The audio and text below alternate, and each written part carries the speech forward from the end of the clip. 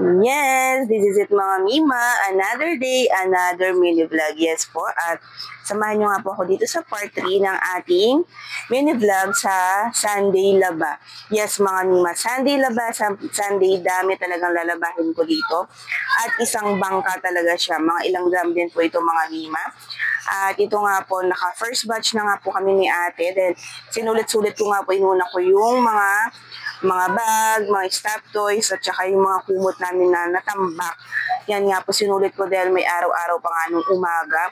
At ito na nga po, alauna na ng hapon siyaan. At hindi pa ako nakapag-umpisa dito sa mga damit. Grabe mga Mima, napakadami talaga. Natambak ang aming mga labahan. Kaya eto, nakipaglaban na ako dito sa aking bayaw dahil hindi ako nagbobomba. Yan, so at mayroong dalawang wash dito na ginagamit. Mabilis lang ako. At tuloy-tuloy, yung baby ko nagbabantay yung aking mga tuna kids. Kaya yan mga Mima. Sunday Laba talaga tayo, sobrang dami.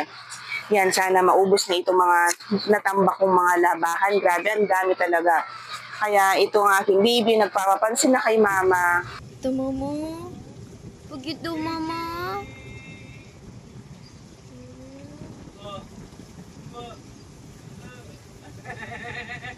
Nungkot na.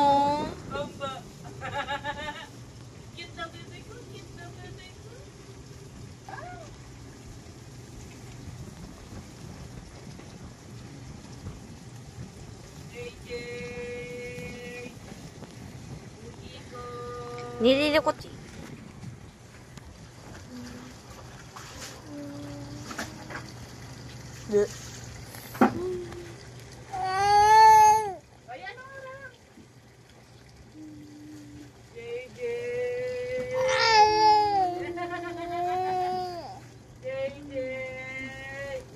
Lapit na, bebe ko. Lapit na.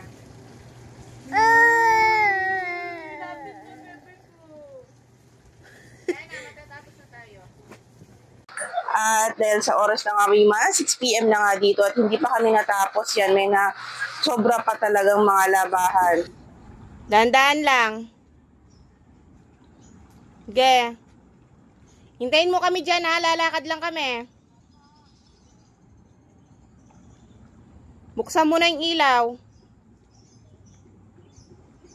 Ate, magluto ka na din.